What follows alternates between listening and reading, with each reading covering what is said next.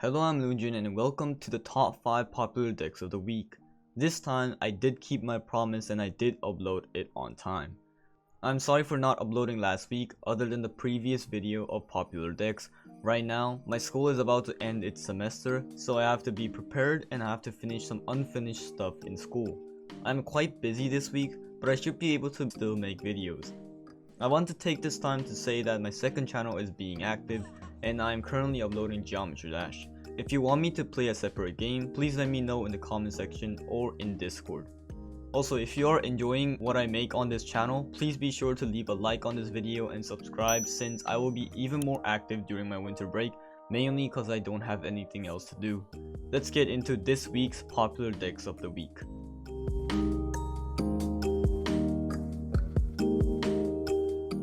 This isn't that common, but the meta right now is kinda awkward that this uncommon deck is common enough to be on this list.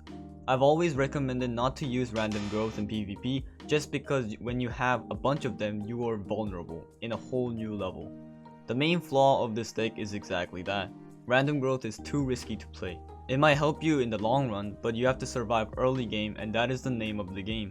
The pros: it's very good late game once you have a decent divine pip. The cons are that it's very vulnerable in early game, once again because of random growth. Random growth in this case is like a double-edged sword. Strong against decks are early game decks that you somehow survived the early game and came back to beat their ass, like Asfu. Weak against decks are exactly the same early game decks, but this time you didn't survive early game.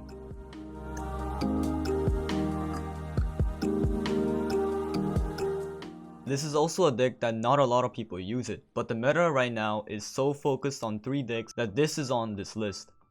This deck is like the old meta, Solar Shield, but with Blizzard. This doesn't have any support dice for Solar, but Blizzard is helped to take control of the mobs. You can also bring the final Colosseum Battlefield skin to really slow down the mobs. The pros is that it's genuinely safe to play this deck. Cons: not that effective later rounds. Strong against decks are non-board affecting decks, and it's weak against board affecting decks.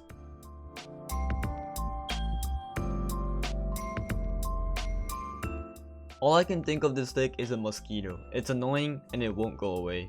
This is one of the counters to many decks, so it's very reliable. That's probably the pro, and the cons are its weak late game. Strong against decks are decks that need placements such as Gear and Yin Yang, or decks that don't have sacrifice in them such as Atom Foon.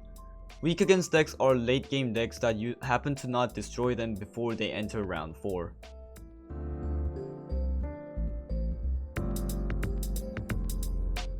This isn't that common anymore since this list contains 2 direct counters to this deck. However, it's still pretty reliable as long as you have good RNG and good matchmaking. The pros is that once you get a decent setup, it's pretty hard to lose. The cons, however, is that your opponent's deck is what matters during the match. It's strong against weak early game decks and also hard late game decks. Weak against direct board affecting decks like Assassin and Royal.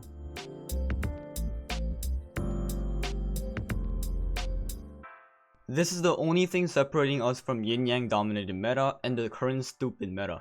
If it wasn't for this deck, we would all be slaves for Yin Yang. However, this deck exists and we are safe from Yin Yang. This deck directly counters Yin Yang, which is very annoying when you are the one using Yin Yang. The pros are that it's very effective at countering Yin Yang. The cons are it's very bad against decks that don't require placements. Strong against decks are placement decks such as Yin Yang, Atom Foon, Gear. Weak against decks are decks that have sacrifice and don't need placements to win. I cannot personally believe the meta is this dumb right now. I wish the meta changed, since this current meta is rotting my eyes. It's very annoying to play PvP since it's all the same decks.